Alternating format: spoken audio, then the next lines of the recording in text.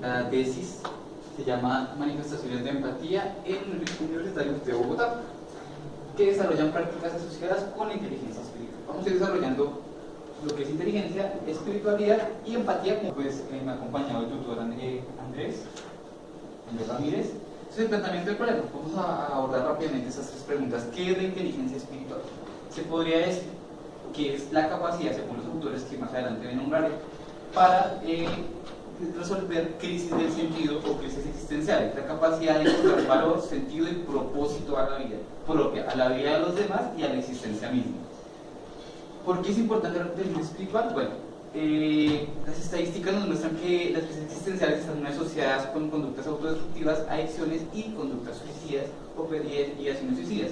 Cuando tienen crisis existenciales, pues digamos que hay este tipo de asuntos que son problemas más que todo en la juventud. Y cómo se relaciona con la empatía, vamos a irlo abordando más adelante. Pero lo que nos ha hecho la teoría es que la inteligencia espiritual desarrollaría potencialmente también la empatía. Entonces, justificación. La inteligencia puede servir en crisis existenciales, como lo venía mencionando.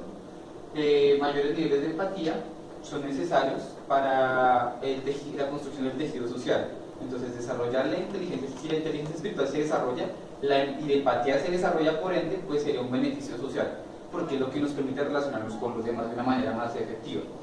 Y también una justificación es estudiar desde la praxeología, desde el enfoque de la universidad, cómo este tipo de fenómenos que involucran la interacción, la praxis y la cotidianidad pueden tener un interés social, institucional, por los objetivos. Entonces, el objetivo general es ver si existen diferencias de la empatía entre un grupo de universitarios que tienen prácticas espirituales y un grupo control.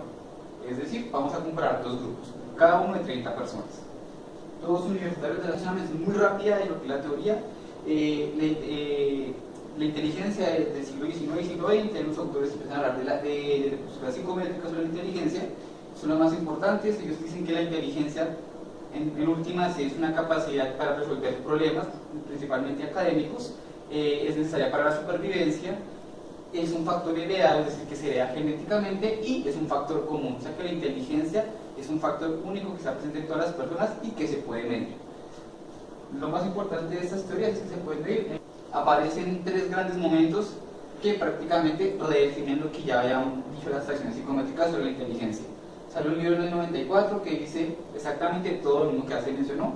Después hay The Wall Street Journal, que es una revista muy importante, hace un consenso con 52 expertos en inteligencia y vienen a decir lo mismo. La inteligencia se puede medir, es cuantificable, es heredada, pero la APA en el 96 dice todo esto es verdad, se puede medir, es heredada, pero hay que ponerle cuidado a ciertos autores que están apareciendo como Gardner, Goleman, Mayeli Salovey, Stenberg, entre otros.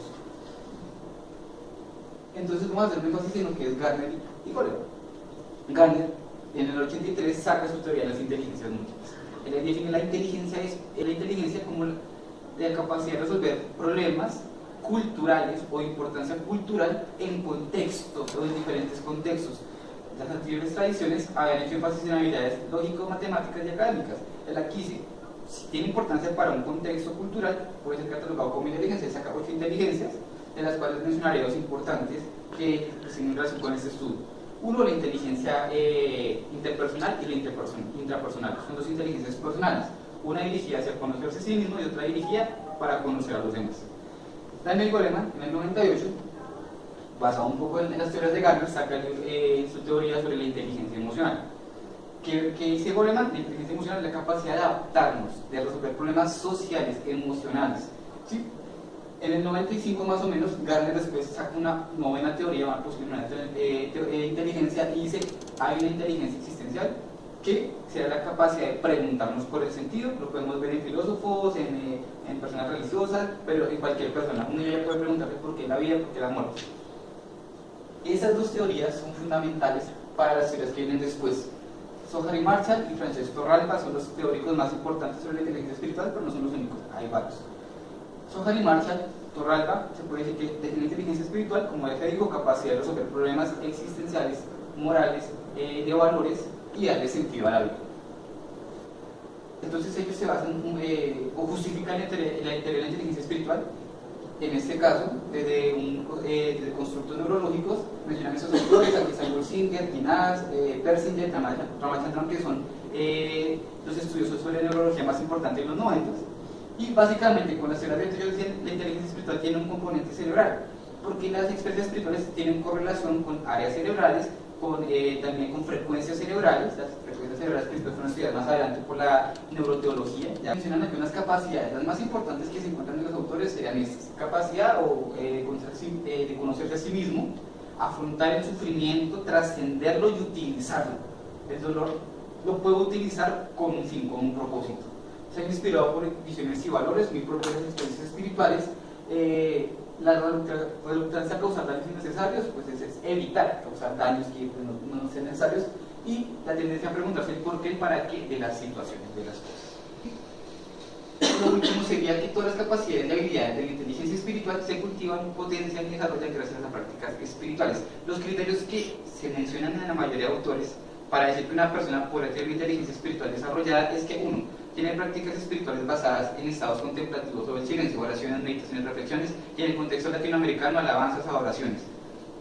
Y lo segundo, el estudio de enseñanzas. La experiencia espiritual le permite a las personas tener experiencias espirituales trascendentes, pero los estudios de las enseñanzas les permiten interpretarlas. Por eso una experiencia espiritual es interpretada bajo un lente budista, un lente cristiano, etc. Pero las experiencias espirituales podrían ser similares fenomenológicamente, posiblemente. Entonces mencionan también 6 tipos o formas en las que la inteligencia espiritual se desarrolla. Uno sería el sentido de la comunidad, orientado hacia el servicio de los demás, hacia el cuidado de los otros.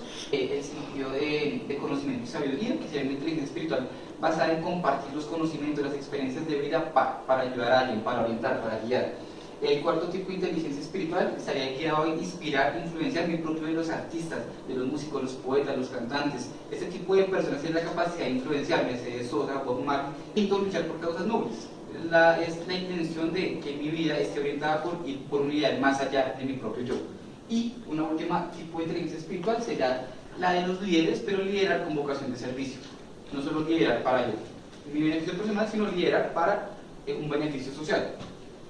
Todas estas formas de inteligencia espiritual tienen una inteligencia atrofiada, es decir, lo contrario. O sea, todas estas cualidades, en su mayoría exposición, imagínenla muy vaga, y ese sería pues, el nivel más bajo de inteligencia espiritual. Ejemplo, en el caso del líder, pues sería una persona que lidera con intereses egoístas y propios. Y vamos a hablar de la inteligencia espiritual, vamos a hablar de la empatía. Se puede decir que sobre la empatía hay 3 modelos o teorías o paradigmas que han estudiado. Cognitivo, ese modelo hace un énfasis en la capacidad de teorizar sobre la capacidad de los otros de sentir estados emocionales, es decir, cómo yo creo que los demás están sintiendo, pero es un factor más cognitivo.